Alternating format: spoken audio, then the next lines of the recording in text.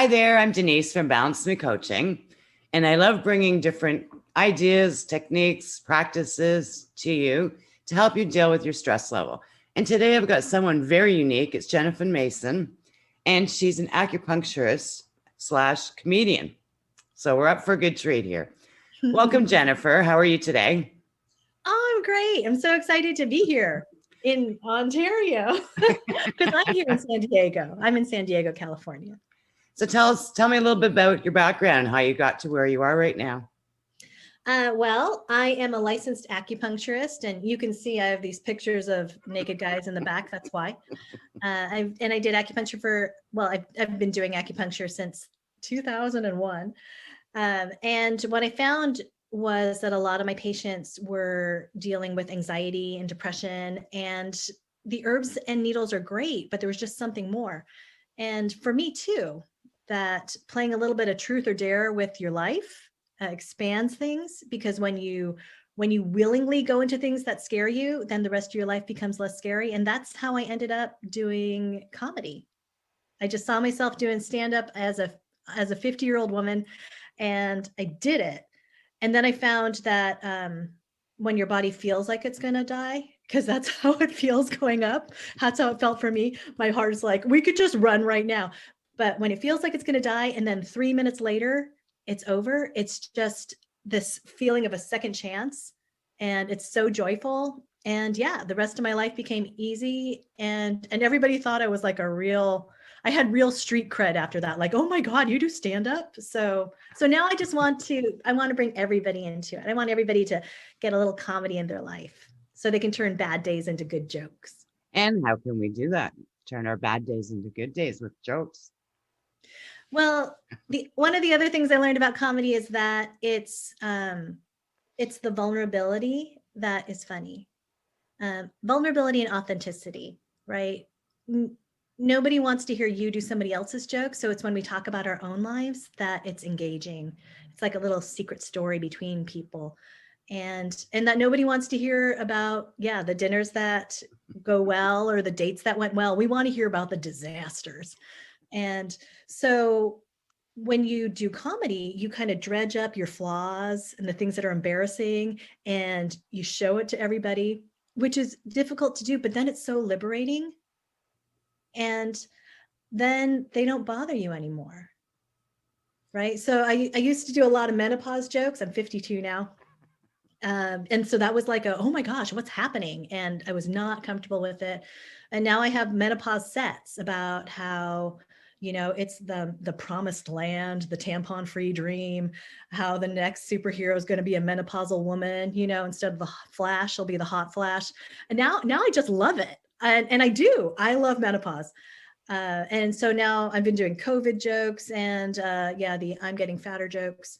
Because it was something that really bothered me, but now I've found a way to hold it up and make it funny. And now it's like my problems work for me. Exactly. And we get to laugh at it. And now, how do you think comedy does reduce the stress in someone's life? So I think comedy is great in any ways. It's like I do a monthly online show called the Sofa King Funny Show. And just watching comedy and getting into that space of fun and play is good for people, right? It changes the hormones, brings down the cortisol, brings up laughing. It's healing. If you're doing comedy yourself, it gets you out of that serious mode and makes you kind of think sideways, like what if? It gets you into a playful mode. So now I coach comedy, and I coach people who don't necessarily want to be comedians, because that's a special breed. Yeah. But some of them do.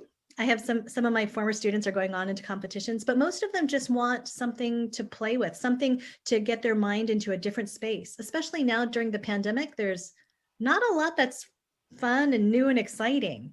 So trying something new where you're a little bit nervous, but you get to play is fun.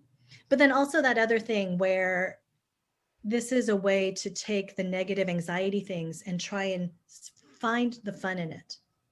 So we were talking about, what's the fun in the pandemic? And I was telling you that, yeah, I have a whole lot of COVID material because pandemic is not fun, but that means there's things that are funny about it. I'll go for it. Give us some pandemic stress release.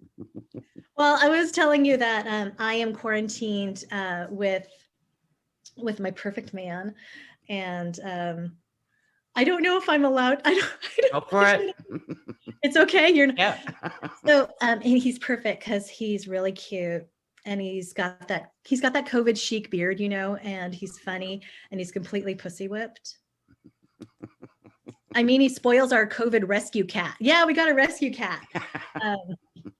And her name is Murray, which confuses a lot of people because she sounds like a tomcat, but she identifies as female cat. Her pronouns are she, his, and purr. And yeah, my boyfriend is he's so great that it's coming up on Valentine's Day, and I've decided that I'm going to give him a gift for being so patient, and that I'm going to give into his deepest, darkest bedroom desire. The thing that most men want, but they're afraid to ask for. You know what I'm talking about. Yeah, I do.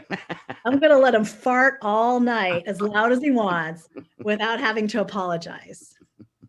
And he says it's a gift to me because every night I know I don't have COVID because I can smell it. Cute. It's funny because it's true.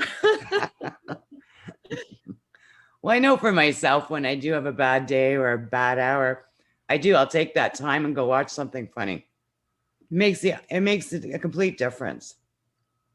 Well, so when you start to do comedy, whenever I'm in a really frustrating kind of experience, like maybe you're with somebody who's really irritating. I don't know if you have those interviews where you're like, oh, and you're internally rolling your eyes, but trying not to.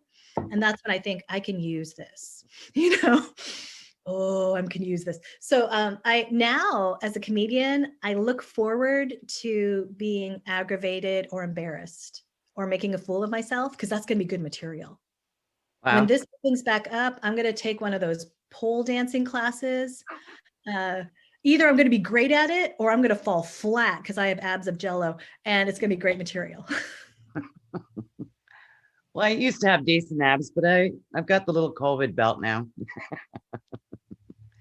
Yeah. And I don't know, it's not like I'm eating more. It's a whole different ball game, I find. Well, there's the controversy. They're hiding the COVID, the side effect that it shrinks your clothes, right? Yeah. So I've been experiencing that too. I know my large jeans or my comfy jeans are my tight jeans now. I'm down to one pair of jeans. Well, now I don't even like wearing jeans anymore. But it's winter, so how many days can we spend in yoga pants? Because they're starting to complain. I see little stretches in the seams. Yeah, and I'm looking for new clothes to buy, but I don't want to buy the large size. So I'm just looking for the companies that will lie to me. Hey, you know what? You never know, eh? This used to be this size, but we've added a few inches. COVID size medium, COVID size small enough. Yeah, that's what I want. I'll pay extra for that. Now, how is acupuncture related to comedy? Yeah, it's not an obvious connection. Although I'm going to say acupuncturists, at least around here, are really funny. We're kind of out of the box people, right? I like to say acupuncture is kind of like having one foot in Grey's Anatomy and one foot in Buffy the Vampire Slayer, because some days we're like, ooh, it's like your cheese and your upper jowl, and we should do some fire cupping. And some days it's like, yeah, that's ringworm. So I think that we are funny people. But what I really, for me, it's about healing. And I think modern society is so stressful, and especially now, we're not getting out, we're not moving. It's hard to be in balance. So comedy is kind of a strong push into opening up. I don't know if you know much about acupuncture, but I do. so we believe in the free flow of chi, and part of that is emotional flow. But if we don't speak up and we're too much worry and not enough laughter, then things get caught up, and then you get migraines and wrinkles. What's the difference between frown lines and laugh lines? Oh, well, I took a whole facial acupuncture thing, so I know. It's about 14 needles. No. You know what I'm working on is the angry 11s, right? Yeah. So, what tips and tricks can you give the audience here of how to reduce their stress? Uh, First of all, realize it's a problem. I think a lot of us just think, well, it's normal to be stressed because there's so much going on, especially for us here in America. Oh my goodness, you watch the news, and how can you not get stressed? So number one, realize it's happening, and deliberately choose balance, right? Just the same way as if I know we've gotten a little too heavy on the snack foods, I will deliberately choose some green vegetables. If we've been going too long on this stress thing, then force yourself to watch some comedy. I mean, it doesn't have to be my show. And you know what? The other thing is that we're all trapped in this little world where all we have is our Zoom windows. That's where we can all see each other. And there's a lot of opportunities there, like you and this. There's a lot of shows. There's a lot of opportunities to learn things and do things, and deliberately choose things that are going to be a little fun and exciting.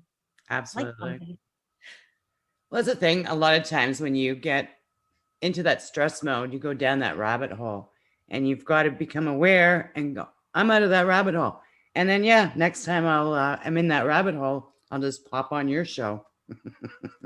Yeah, come along. It's pretty fun. I deliberately choose a wide variety of comics. So I tend to have different genders and age groups. I really like seeing different viewpoints, because what's funny to a 73-year-old woman is different from a 28-year-old man, Yeah. Well, I know growing up, when we used to do our family dinners or birthday dinners, we used to go to the comedy club. And rather than just sitting there and having dinner or, going out dancing and listening to music where you can't converse, we sat at a table and laughed our brains out, And it became a thing. Like almost every time someone's birthday, it was like, yes, let's go to the comedy club. And it was just a blast. So much fun. That's such a great memory. It is. There's more and more Zoom comedy things coming up. And so I think being an audience member is terrific. I also do a little workshop online. It's just 45 minutes. And we talk about what comedy would be like for you. I mean, for anybody. Because I really, one of my big beliefs is that everybody has a good 5-minute set. Because everybody has an interesting life. Either because they're same as us or because they're different from us. So when I meet people, I wonder, what would their set be like? So I do that too. So, your audience is totally welcome to join me for a workshop. There's a lot of free spots on Eventbrite. Wow. If you look up Stand Up for Scaredy Cats, that's me. Oh, that's a good name. But it's so fascinating, because when you start talking to people about what are your struggles and then what's possibly funny, people have so much funny stuff. And even just thinking about it, well, I live with 6 roommates. Oh my gosh, you're like the 7 dwarves. And they're like, yeah, I live with Grumpy and Dopey, and and that's hilarious, right? Just people are living with humor around them, and they just don't realize it. Well, and too, when you're living in stress, some of the crazy things you do, like I know for myself, there's times where you walk into the room and you're all in a rush. You get to this room, and you can't remember why you're there. Then you go to that room and you can't remember why you're there. I just start laughing. I go, this is crazy. Like I got to sit down, or I got to start writing things down before I go into that room. But, turning it around and laughing at things are been a part of my life. So I can relate to you completely.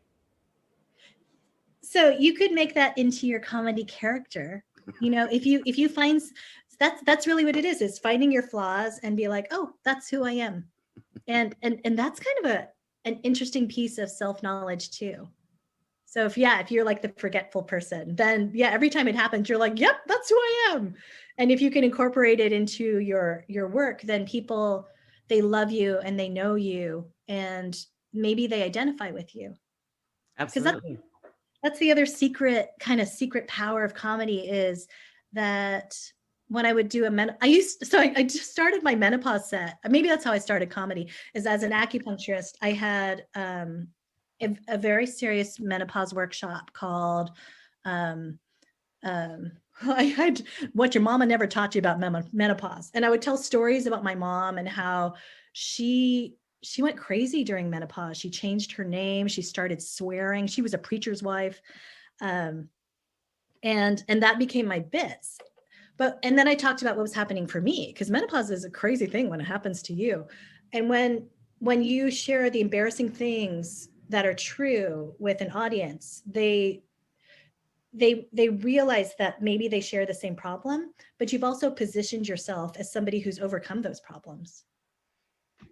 Or recognize and become aware of the problems and make light of the problems too, right? But if you're able to make light of them, then it's almost like, oh, you become brave in their eyes or experienced. Yeah. And a lot of times when you're living in stress, everything is serious. And it doesn't matter what it is. It's just one more burden. And